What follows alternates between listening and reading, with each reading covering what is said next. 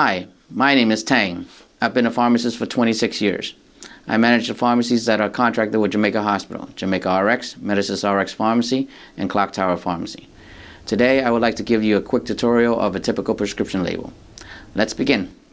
First and foremost, every label must have the pharmacy's information, pharmacy name, address, and phone number.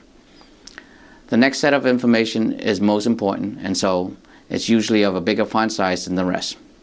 These are patient's name.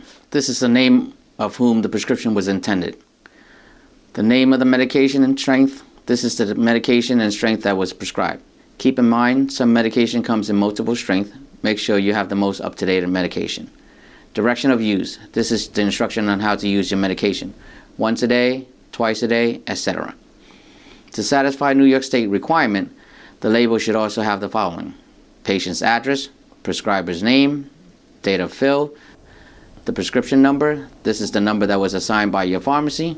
Beside these required information, each pharmacy may have their own additional information such as quantity dispensed, how much of the medication you were given.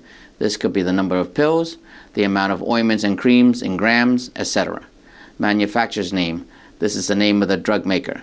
NDC number, the National Drug Code that was assigned by the FDA. Refills, how many refills were given or remaining. This concludes our tutorial. I hope it was helpful. If you have any questions, feel free to contact us.